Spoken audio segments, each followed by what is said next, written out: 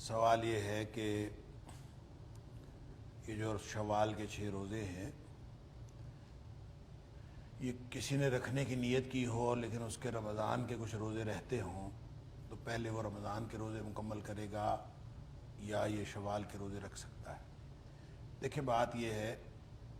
کہ جو رمضان کے روزے رہ گئے ان کی گنتی پوری کرنا ضروری ہے، لیکن وہ گنتی پوری کرنا شوال میں ضروری نہیں ہے۔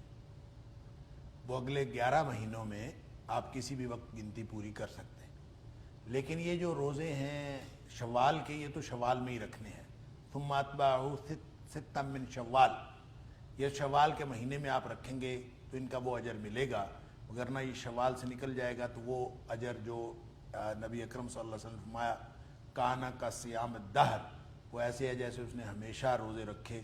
یہ پھر اس کو اجر نہیں ملے گا۔ لہٰذا بظاہر یہی محسوس ہوتا ہے کہ شوال کے روزے تو آپ نے شوال میں ہی رکھنے، البتہ جو رمضان کے روزے رہ گئے ہیں وہ آپ شوال میں اگر رکھ سکیں تو بہت بہتر ہے، رکھ لینے چاہیے وقت ضائع کیے بغیر۔ موت بھی سر پہ کھڑی ہے، کسی بھی وقت آ سکتی ہے، اس کے اندر تاریخ نہیں ڈالنی چاہیے۔ جب بھی آپ گنتی پوری کرنے کے قابل ہوں تو آپ کو روزے رکھ لینے چاہیے۔ تو بہتر یہی محسوس ہوتا ہے کہ وہ بھی روزے رکھ لیں اور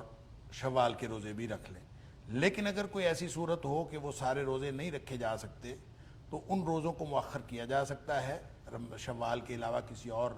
مہینے میں، لیکن شوال کے روزوں کو مؤخر نہیں کیا جا سکتا۔ ان کو آپ اگرچہ یہ نفل ہیں لیکن آپ اس کو شوال میں رکھیں گے، اور باقی روزے جو ہیں وہ دیگر کسی مہینے میں رکھے جا سکتے ہیں، اس میں اللہ کریم نے وسعت دی۔ اگرچہ یہ وسعت اس میں بھی موجود ہے، ایک اور مسئلہ ہے تداخل کا، کہ ایک عمل میں 2 نیتیں شامل ہو سکتی ہیں،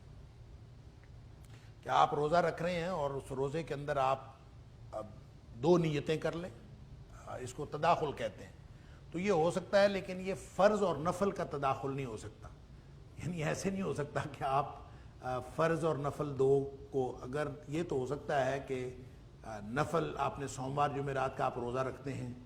تو آپ سوموار جمعرات کا روزہ آپ رمضان میں یہ شوال میں روزے رکھیں، تو جو نبی پاک صلی اللہ علیہ وسلم سوموار جمعرات کا روزہ رکھتے تھے اس کی نیت بھی کر لیں کہ آپ ہمیشہ رکھتے ہوں، اور ساتھ آپ شوال کے ان روزوں کی نیت بھی کر لیں، یہ تو ہو سکتا ہے۔ یعنی 2 نفل کی نیتیں جو ہیں وہ ایک عمل میں شامل ہو سکتی ہیں، لیکن ایک فرض اور ایک نفل، ان دونوں کی نیتیں ایک میں شامل نہیں ہو سکتی۔ واللہ اعلم بالصواب، لہٰذا بہتر یہی ہے کہ دونوں ہی روزے شوال میں مکمل کر لیے جائیں، لیکن اگر کوئی دونوں روزوں کا مکمل کرنا ممکن نہ ہو تو پھر یہ چونکہ وقت کے ساتھ تخصیص ہے، اس کو رمضان شوال میں رکھ لیا جائے، اور باقی روزے جو ہیں وہ بعد میں کسی بھی وقت پورے کیے جا سکتے ہیں۔ واللہ اعلم بالصواب۔